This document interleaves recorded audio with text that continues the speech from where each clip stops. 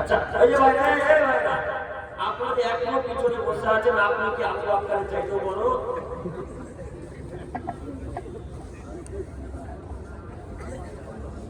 আপনি কি উমর রাদিয়াল্লাহু তাআলা চাইতে বেশি বড় দায়িত্বশীল ব্যক্তি, নেতৃত্বের ব্যক্তি? আপনারা কি উসমানের চাইতে বেশি ধনী? যার মতো ধনী ইতিহাসে আর আসবে না, কোনদিন আসেনি, আসবে না ইনশাআল্লাহ। এত ধনী ব্যক্তি, তার নাম কি? উসমান রাদিয়াল্লাহু তাআলা। এত বড় মানুষ, এত ধনী ব্যক্তি। উমর যখন, উমরের চাইতে কি আপনারা বড়? আল্লাহ নবী বলছেন, উমর তুমি যে রাস্তা দিয়ে চলো সে রাস্তা দিয়ে শয়তান যাতায়াত করে না। উমর তুমি শোনো, তুমি যে রাস্তা দিয়ে যাও সে রাস্তা দিয়ে শয়তান চলে না। তুমি যদি আরো এই গলি দিয়ে যাও তো শয়তান দ্বিতীয় গলি দিয়ে যায়। তার নাম কি? উমর। আমাদের নবী আলোচনা করেছেন, উমর সামনে কাতারে বসে আছেন, তো আপনি কি উমরের চাইতে বড়? হ্যাঁ, আপনারা কি আবু বকর সিদ্দিক রাদিয়াল্লাহু তাআলা চাইতে বেশি বড়? আমরা এখানে কোরআনের আলোচনা করব, আপনারা পিছনে দাঁড়িয়ে থাকবেন, বসে থাকবেন। এটা কেমন করে স্বভাব হয়? এটা আবার ইসলামিক স্বভাব। এটা তো যাবে, এটা তো আবার গান বাজনা স্বভাব নয়। হ্যাঁ, এটার একটা কারণ ছিল, যদি আজকে এখানে শফিক আসতো, শফিক আজকে যদি শফিক আসতো, কাউকে আদেশ করতে হতো না বা আহ্বান জানাতে হতো না যে সামনে আসেন, সবাই সামনে থাকতো। আর এই যারা এখন 3 নম্বর শ্রেণীর ছাত্রগুলো, ছেলেগুলো রাস্তায় দৌড়াদৌড়ি করছে না, এরা কেউ প্যান্ডেলকে টিকে রাখতো, সব ভেঙে দিত। কেন বলেন তো? মানুষ তেল নিতে হাঁটে না। এই প্যান্ডেলের কি প্রয়োজন? 4 প্যান্ডেল ভেঙে দেয়, শফিকে দেখতে যেতে হবে, লুচ্চা ছেলেকে দেখতে হবে। অশিক্ষিত বাচ্চা, অশিক্ষিত এখন পর্যন্ত রাস্তায় চলাচল করে, যারা শিক্ষিত বলছেন আপনি। আমাদের নবী আলোচনা করছেন, আমাদের নবী কোরআন তেলাওয়াত করছেন, তো আবু জাহেল আর আবু লাহাব তার দলবলা ছাত্র, ছোট ছোট বাচ্চাদের বোঝে, ওই দেখ মুহাম্মদ ওখানে কোরআন তেলাওয়াত করছে, যা মুহাম্মদের কাছে গিয়ে চেঁচামেচি কর, মুহাম্মদের কাছে গিয়ে ঢোল বাজা, মুহাম্মদের কাছে গিয়ে সুরবত চেঁচামেচি কর, যেন মুহাম্মদের কথা আরো লোক বুঝতে না পারে, যেন মুহাম্মদের কথা আরো লোক শুনতে না পায়। যদি শুনতে পেয়ে যায় তাহলে আরো মানুষ পরিবর্তন হয়ে যাবে, যদি শুনতে পায় তাহলে তারা হিদায়াত পেয়ে যাবে। যা তোরা চেঁচামেচি কর। তখন আবু জাহেল আবু লাহাবের কথা শুনে যত ছোট ছোট বাচ্চা, শিক্ষিত মানুষরা ছিল, মূর্খ রাজারা ছিল, সব মুহাম্মদ সাল্লাল্লাহু কাছে এসে ঢোল বাজাতো, কেউ চেঁচামেচি করতো, কেউ ঘুড়ি চাপিয়ে দিত মাথার উপরে, কেউ চেঁচামেচি করতো, যে যা খুশি যেটা ভালো সেটা করতো। তো তারা আবু জাহেলের উত্তরসূরি, তারা আবু জাহেলের দল, তারা আবু লাহাবের কথা শুনে হাদিস করে শুনবে না, তাই তারা ঢোল বাজায়। আর আজকে আপনার ছেলে হাদিস করে শুনবে না, তাই বাজার মেলাতে রাস্তায় কাটি খোরলানি ঘুরে গেছে। বলেন, আবু জাহেলের মাঝে আপনার ছেলের মাঝে কি পার্থক্য আছে? পার্থক্য আছে? হ্যাঁ, পার্থক্য তো তেমন খুঁজে পাওয়া যায় না।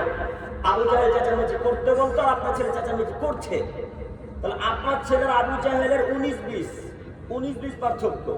আপনার ছেলে 19, আবু জাহেল 20। আপনার ছেলে এখন রাস্তাতে আছে, আপনি বাপ এখানে বসে আছেন।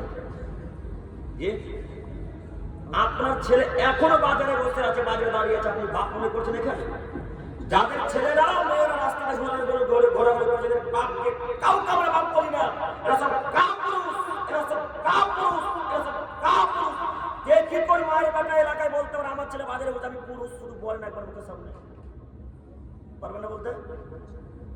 বলেন না যে আমার ছেলে আজকে বাজারে ঘুরছে, বেগনি খাচ্ছে, ঝুড়ি জিলাপি খাচ্ছে, ফুচকা খাচ্ছে, আমি পুরুষ, শুধু বলেন একবার।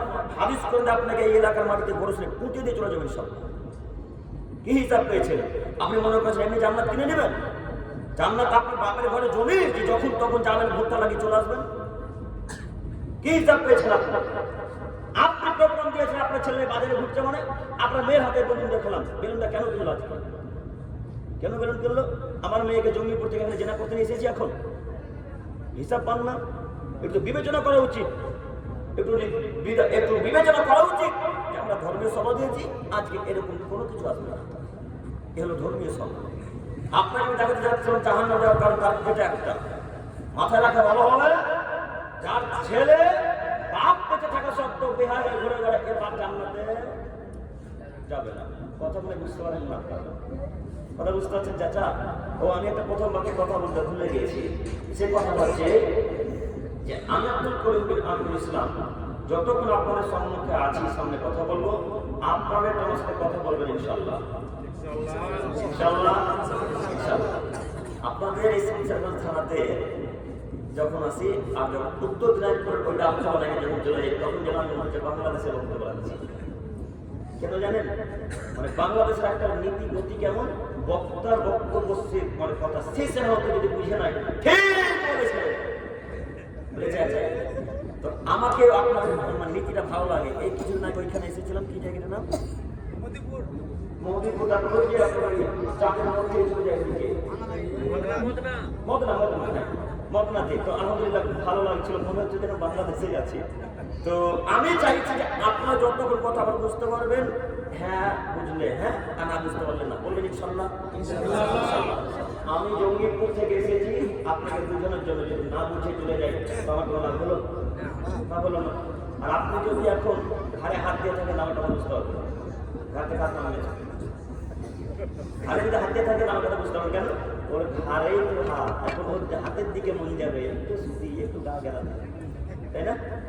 তো ঘাট থেকে হাত নামিয়ে দেন, এক করে আমাদেরকে চেয়ে থাকে ইনশাআল্লাহ আপনারা কত করবই করবো ইনশাআল্লাহ ইনশাআল্লাহ। 2 3 আমি কথা বলতে গিয়ে যখন কথা শুরু হয়ে যাবে তখন কথার মধ্যে হক কথা আসতে পারে।